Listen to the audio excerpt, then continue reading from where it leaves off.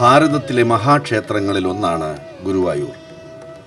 പ്രാചീനത കൊണ്ടും ചരിത്ര പ്രാധാന്യം കൊണ്ടും സ്ഥലമാഹാത്മ്യം കൊണ്ടും ബിംബചൈതന്യം കൊണ്ടും ഇവിടം മറ്റ് ക്ഷേത്രങ്ങളിൽ നിന്ന് വ്യത്യസ്തമാണ്. ബ്രഹ്മ വിഷ്ണു മഹേശ്വരന്മാരെയും ദേവന്മാരെയും സാക്ഷിയാക്കി ദേവഗുരുവായ ബൃഹസ്പതിയും വായു ഭഗവാനും ചേർന്ന് പരശുരാമ ഭൂമിയിൽ യഥാവിധി പ്രതിഷ്ഠിച്ച ശ്രീകൃഷ്ണൻ്റെ അഞ്ജനശിലയിൽ തീർത്ത മോഹന വിഗ്രഹം ദർശിക്കുവാൻ ഇവിടേക്ക് പതിനായിരങ്ങളാണ് ദിവസവും ഒഴുകിയെത്തുന്നത്. ഗുരുവും വായുവും ചേർന്ന് ഭഗവാനെ പ്രതിഷ്ഠിച്ച ഭൂമി ഗുരുവായൂരായി.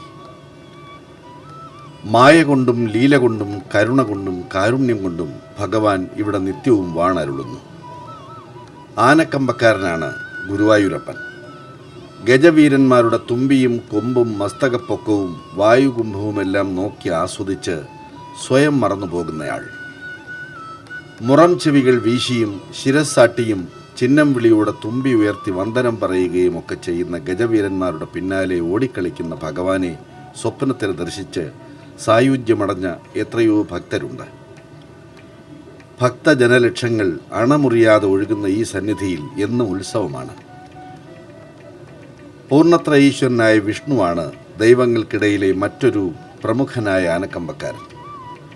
ശീവേലിക്ക് ആനകളെ കണ്ടേ തീരൂ എന്ന നിർബന്ധക്കാരാണിവർ.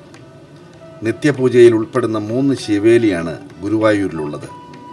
ഈ 3 ശീവേലിക്കും ആനകളെ എഴുന്നള്ളിക്കാറുണ്ട്. ഭഗവാന്റെ ഭൂതങ്ങൾക്കുള്ള ആരാധനയാണ് ശീവേലി എന്നറിയപ്പെടുന്നത്. തൻ്റെ സൗഖ്യത്തിനായി വിശ്രമമില്ലാതെ പ്രവർത്തിക്കുന്ന ഭൂതഗണങ്ങൾക്ക് ബലിക്കല്ലുകളിൽ അർപ്പിക്കുന്ന വെള്ള നിവേദ്യം ഉൾപ്പെടെ ശുശ്രൂഷാ കാര്യങ്ങളെല്ലാം ശീവേലി നേരത്ത് ആനപ്പുറത്തിരുന്ന് ഭഗവാൻ നോക്കി വിലയിരുത്തുന്നു. 3 ശീവേലിക്ക് ശേഷമുള്ള വിളക്കിനും ഭഗവാൻ ആനയെ വേണം.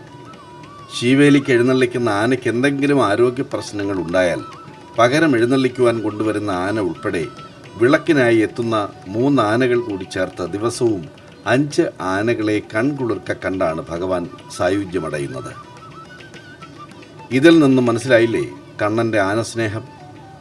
ഒരു നേരത്തെ ദർശനത്തിനും അനുഗ്രഹത്തിനുമായി എത്തുന്ന അനേകായിരം ഭക്തർ എന്തെല്ലാം സാധനങ്ങൾ കാണിക്കയായി സമർപ്പിച്ചാലും കണ്ണന് ദിവസവും ആനയെ കണ്ടേ തീരും. കാത്തിരുന്ന് നേടുന്ന സൗഭാഗ്യങ്ങൾക്കുള്ള നന്ദി സൂചകമായി സ്വർണവും വെള്ളിയുമെല്ലാം സമർപ്പിക്കുന്ന ഭക്തരെ പരിഗണിക്കുന്നതിനോടൊപ്പം തന്നെ ഇന്ന് തന്നെ കാണുവാനെത്തുന്ന ഗജവീരന്മാരെയും കാത്തിരിക്കുന്നു പാർത്ഥസാരഥി. ഇങ്ങനെ ഒരുപാട് ആനകളെ സ്നേഹിക്കുന്ന ഗുരുവായൂരപ്പൻ്റെ സന്നിധിയിൽ നിത്യപ്രതാപശാലിയായി വാണരുളുന്ന ഗുരുവായൂർ കേശവനെ ആരാണ് മറക്കുക? സർവ്വലക്ഷണങ്ങളും ഒന്നൊഴിയാതെ ഒത്തിണങ്ങിയിരുന്ന ആ ഗജരാജനും ഭഗവാനും തമ്മിലുള്ള ആത്മബന്ധത്തിന് എത്രയോ കഥകൾ.